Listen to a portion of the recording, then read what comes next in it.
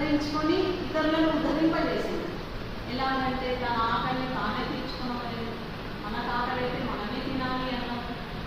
ఇంకొకళ్ళు తినిపిస్తే మనకంటే ఎట్లా నిండుతుంది? వాళ్ళు తింటే మన కడుపు నిండదు కదా. అందుకని నీ ఆకలిని నువ్వే తీర్చుకో, నువ్వే తినాల్సి వస్తుంది. దానికి గురువులు, దైవము, పెద్దలు సహాయం మాత్రం చేయలేదు. పెద్దలు ఏం చేస్తారు? మంచి మాటలు చెప్తారే, నాన్న ఇట్లా ఉండరా అమ్మ. గురువులు మార్గదర్శనం చేస్తారు. ఇలా నడు, ఈ తోవలు నడు, ఈ మార్గం లేదు, ఈ సాధన లేదు, ఈ వాక్యాలు పాటించు, ఈ మాట లేదు, పెద్ద లేదు, వాళ్ళు చెప్తారు, గైడెన్స్ ఇస్తారు మనకు. కానీ నడవవలసింది తానే, అనుభవించాల్సింది తానే. నడిచేది నువ్వే, అనుభవించేది నువ్వే. స్వయ ప్రయత్నం చేతనే జ్ఞానము సముపార్జించవలను. కనుకనే స్వయం అన్న పదం ఇక్కడ స్వయం. నీ స్వయంగా నీ శ్రద్ధతోటి నువ్వు పొందాలి. జ్ఞానమును పొందుటకు ముందుగా యోగ సంసిద్ధుడు కావాలని, అనగా కర్మయోగమందు ఆరితేరాలి.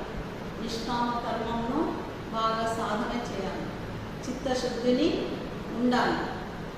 ఎలాగంటే వస్త్రంలోకి మురికిపోయిన రంగు అంటనట్టుగా నిష్కామ కర్మ, నిష్కల్మషమైన హృదయం యోగ సాధన చేత చిత్తశుద్ధి, హృదయము నిర్మలమైనప్పుడే జ్ఞానం ఉదయించింది. గురువులి కణాలు దాని మీద వ్యాపించకుండా రోజు తుడిచేయాలి, రోజు తుడిచేయాలి. అర్థం మన మనసు అన్నదాన్ని మరి దేంతో తుడవాలి? దాన్ని యోగ సాధన చేయాలి. జ్ఞాన సాధన చేయి. జ్ఞానం కొద్దిగా అది తొలిగిపోతుంది. ఇప్పుడు ఇల్లు నువ్వు చీపులతోటి చూస్తే రోజు సమృద్ధిగా సాధన అలా చెత్త పోతుంది. లేకపోతే ఒక్కరో చూడలేదనుకో, రెండో చూడలేదు, చెత్త పెడతాపోతుంది.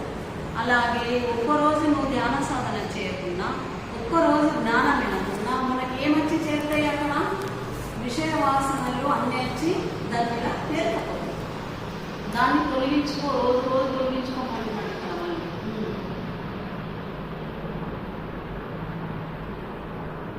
అయితే జ్ఞానం ఎచ్చట ఉదయించినట్టే తన ఎందే, తన హృదయం అందే జ్ఞానం వ్యక్తమవును. అన్యత అంటే ఇక్కడ వేరే కాదు, బయట దొరికే జ్ఞానం కాదు. ఇది నీ లోపలనే నువ్వు పొందాలి, నీ లోపల నువ్వే అనుభవం కావాలి. ఇది నీ లోపలనే ఉంది, నీ హృదయం లోపల అంటున్నాడు. మళ్ళీ ఇంకొకడు అనుభవించే వస్తువు కాదు. వాళ్ళు అనుభవిస్తే నాకు వచ్చేది జ్ఞానమేమీ దొరకదు. మళ్ళీ నీ నువ్వే మళ్ళీ పొందాలి, స్వీకరించుకోవాలి, తనకు తానే అనుభవించాలి. కనుకనే ఆత్మని మళ్ళీ ఆత్మ దగ్గరగా వచ్చింది. ఆ ఆత్మని మళ్ళీ పెట్టింది ఇక్కడ.